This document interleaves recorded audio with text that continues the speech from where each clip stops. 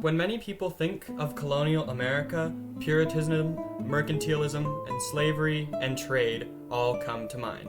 Things such as the occult, alchemy, and mysticism are hardly ever mentioned in the same breath as other practices of colonial America. However, early colonizers' spiritual undercurrents cannot go unnoticed. With a slew of archaeology discoveries and antiquarian volumes mentioning these practices, a full understanding of the esoteric state of the colonies is becoming more and more paramount to really comprehend the intense diversity in thought of the early nation. To begin, it is important to start where all colonial thought began, in Europe. As founding went on in the New World, Western esotericism exploded in Europe. This was the founding of the publication of the Rose Cross, the Rosicrucian Manifestos, utopian thinking. Prominent alchemist John Dee was flourishing, as well as the publishing of the enormous 6-volume Theatricum Chemicum all took place during this time. Most importantly, Paracelsianism was flourishing. This was all brought over to the early colonies by the first American alchemist and occultist, John Winthrop the Younger. John Winthrop the Elder was paramount in founding the Massachusetts Bay Colony and a vehement Puritan. This Puritanism was the only thing that the Elder and the Younger shared. In his studies amidst his early 20s, Winthrop the Younger became increasingly interested in alchemy, traveling as far as the Ottoman Empire to really learn it. In bringing such practices back to the colonies, he made the link between Puritanism of the time and Paracelsian alchemy. Many Paracelsians, including Winthrop, believed that the connection between the individual and the divine to be key to alchemical success. Through this and his political position as an early governor of Connecticut, Winthrop had a cushy job and a relative freedom to pursue the occult in America. Most importantly, Winthrop began one of the most lucrative alchemical libraries in the colonies, involving many works from prominent alchemist John Dee, who spent the last year of his life indulging in an Enochian language, through which he claimed to be able to speak to angels such as Seraphim and Ophanim, as well as claiming that this was the language of Adam and Eve in the garden. John Dee was intensely steeped within the occult. As such, Winthrop began a library with many of his volumes, given that John Dee was a heavy influence for Winthrop. Furthermore, Winthrop was a source of medicinal Paracelsian alchemy in the colonies.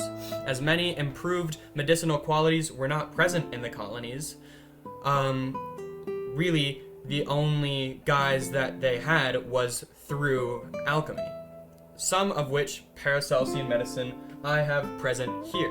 This is labeled a cure to melancholia, and is something that one would see as Paracelsian medicine in the early colonies. It was used as an antidepressant and involves notable herbs such as mugwort, heather tips, sweet gale, rosemary, and yarrow. All these herbs were either introduced by Europeans, with mugwort being introduced specifically as a medicinal herb, or already cultivated by native tribes, such as yarrow and sweetgale.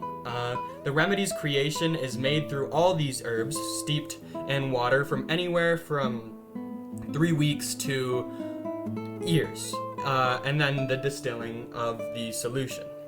Winthrop used his medicinal alchemy to aid the colonies, and his general knowledge of the practices to curtail the Salem witch trials. Such witches were an entirely different sphere of the occult in America. While there is no notable witch at the time, a variety of archaeological and antiquarian texts prove their existence. Namely, in many sermons of the time, disdain for witches was apparent. Furthermore, the Salem witch trials prove this. Because it was prohibited by the colonial church, that does imply that it was practiced. Practices involve everything from hexing to fortune-telling to suspending egg whites in water to create a sort of divination mirror. And as previously stated, such practices held a rocky relationship at best with Puritanism. Despite this, however, early divination magic was also widespread, nearly as widespread as Puritanism, especially among women. Women would get their future told to determine if their husbands were fortuitous, as the lives of women were incredibly dependent on their male counterparts at the time.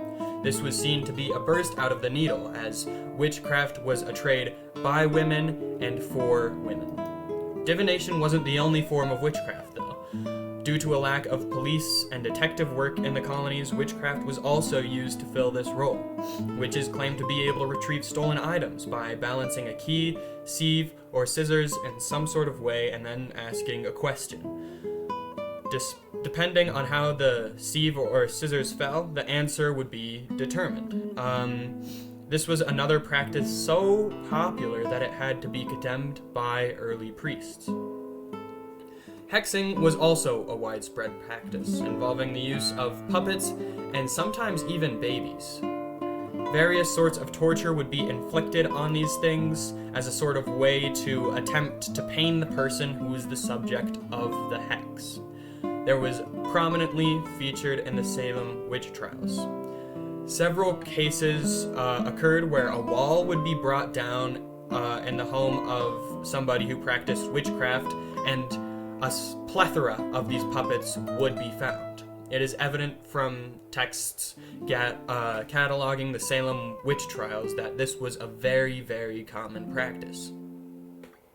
Humans were not only the subject of hexes. Many people believed their pets to be hexed, so parts of the animal would be cut off while the animal remained alive, such as an ear or a tail. This would be used in practice to reveal the source of the hex. Other methods to retrieve the source of the hex would be boil the urine of the hexed with nails or pins. The idea here was that boiling the urine would cause the urine of the hexer to boil as well inside of their bladder. Various archaeologists have found these witch bottles containing trace amounts of urine as well as pins and nails, attesting to the popularity of this practice in both Old and New England. Practices of counter-hex also took place in urine cakes. Urine would be baked with rye flour, and the result would be fed to a dog. If the poor dog displayed symptoms of being hexed, then a knowledge of the legitimate hexing could be proven, and stronger counter-magic could be employed. While the occult remained a staple in early America for a long time, the Great Awakening practices became scientific and research-based, and the esoteric early colonies slowly fell out of history. While today we never think of these practices in the context of colonial America, it is nonetheless a vital concept to understand, especially given its relationship with Puritanism, politics, and contemporary early life. Thank you.